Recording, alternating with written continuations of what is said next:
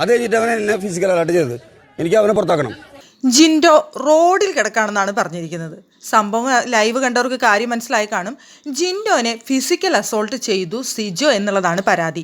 അതുകൊണ്ട് ഇതിനൊരു തീരുമാനമാകുന്നത് വരെ ബിഗ് ബോസ് വീട്ടിൽ പുറത്ത് കിടക്കുന്നതാണ് ആ കക്ഷി ഉദ്ദേശിച്ചത്. പക്ഷേ ബിഗ് ബോസ് വീടിനുള്ളിൽ പറയുന്നത് ഞാൻ റോഡിൽ കിടക്കും എന്നാണ് ജിൻഡോ പറയുന്നത്.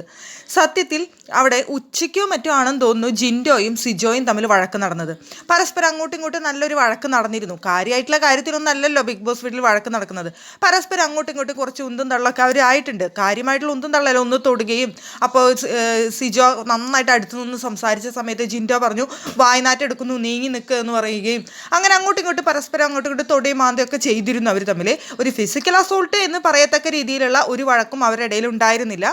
ഈ രാത്രി വരെ ജിൻഡോ അങ്ങനെ ഒരു പരാതി പറഞ്ഞിരുന്നുമില്ല. എന്നാൽ ആ തൊട്ട സമയത്ത് തൊടരുത്, ഞാൻ ഫിസിക്കൽ അസോൾട്ട് പറയുമെന്നൊക്കെ അവർ പറയുന്നുണ്ടായിരുന്നു. പക്ഷേ ഇങ്ങനെ മുറിഞ്ഞുവെന്നോ വേദന എടുക്കുന്നുവെന്നോ അല്ലെങ്കിൽ കയ്യും ഇങ്ങനെ ഒരു കാര്യമുണ്ടെന്നോ ഒന്നും ജിൻഡോ രാത്രി വരെ പറയുന്നതൊന്നും നമ്മൾ കണ്ടില്ല. രാത്രി സമയത്താണ് ജിൻഡോ അങ്ങനെ പറയുന്നത് ബിഗ് ബോസിനോട്. സിജോ എന്നെ ഫിസിക്കൽ അസോൾട്ട് ചെയ്തു, ദേ മാന്തിയ പാടുണ്ട്, കൈ നോക്ക് എന്നൊക്കെ പറയുന്നത്. എന്തായാലും ബിഗ് ബോസ് വീട്ടിൽ ഇപ്പോൾ ജിൻഡോ പ്രതിഷേധിക്കുകയാണ്. ഇതിനൊരു തീരുമാനമാകുന്നത് വരെ റോഡിൽ കിടക്കും എന്നാണ് ഇപ്പോൾ ജിൻഡോ പറഞ്ഞിരിക്കുന്നത്.